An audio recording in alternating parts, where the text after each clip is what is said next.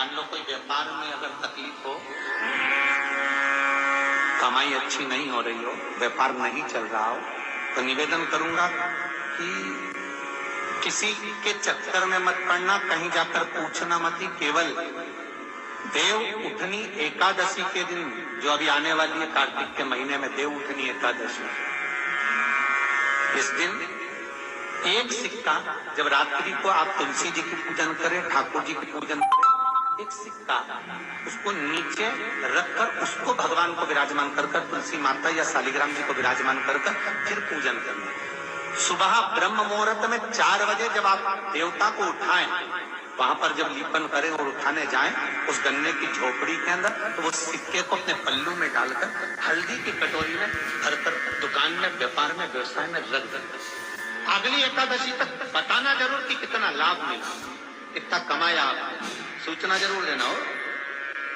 बताना जरूर कि कितना प्राप्त। क्यों? क्योंकि नारायण जब देव उठनी एकादशी पर उठते हैं, जब मेरे भगवान विष्णु अपना चरण नीचे रखते हैं, तो एक कुबेर और दूसरी स्वयं लक्ष्मी भगवान के चरण को अपने हाथों में झेल लेती है। तो जिस स्थान पर आप देवता को उठा रहे हो, जिस स्थान पर आप भगवान की आराधना कर रहे हो, जिस स्थान पर आप भगवान को जगाने का प्रयास कर रहे हो, वहां आप अगर लक्ष्मी को विराजमान कर देंगे तो नारायण का चरण और लक्ष्मी दोनों कुबेर के साथ हमें प्राप्त हो सकते। महापुराण की कथा कहती है, फिर एक चीज करिए, अशांति जब भीतर बार बार आ रही है, अशांति जब भीतर बार बार प्रवेश कर रही है, चाहे संतान से हो, स्वास्थ्य से हो, संपत्ति से हो, संबंध से हो, संसार से हो, 5 जगह से जब अशांति प्रवेश कर रही हो, तब शिव महापुराण की कथा कहती है कि बन सके तो कार्तिक महीने के अंदर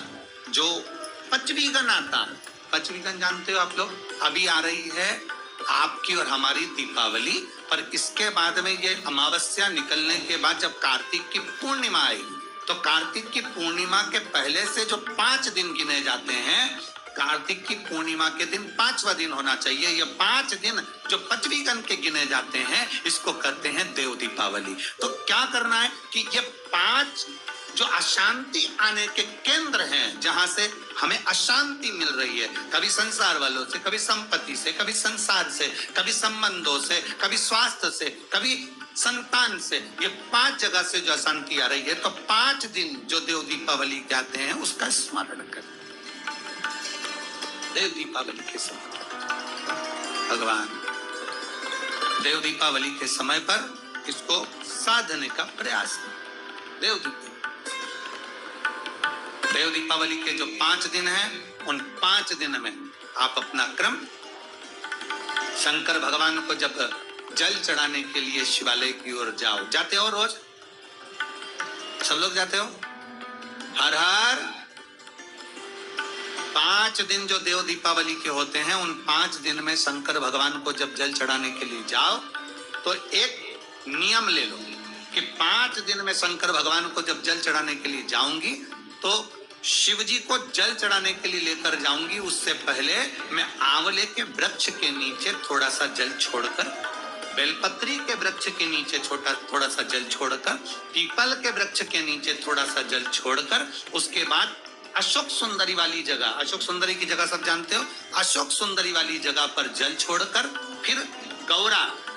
पीठिका, पार्वती जी का हस्तकमल, उस पर जल छोड़कर, फिर भगवान शंकर के ऊपर मैं जल समर्पित करूंगी। जल चढ़ाने का मुख मेरा उत्तर का हो, अर्थात आप दक्षिण में खड़े होगे, जल चढ़ाओगे तो उत्तर में बहकर जाएगा। 5 दिन अगर आपने ये 5 दिन का नियम धारण कर लिया शंकर को जल चढ़ाने का, तो ये निश्चित है 5 स्थान से जो हमें अशांति मिलती है, मन में पूरे वर्ष शांति बनी रहेगी, कभी क्लेश नहीं। संपत्ति से अशांति मतलब लक्ष्मी नहीं आ रही है, टेंशन बना हुआ है, कोई पैसा खाकर भग गया, कोई कुछ लेकर भग गया, कोई कुछ कर भग गया, उस शांति के लिए भी हमें आंवले का वृक्ष,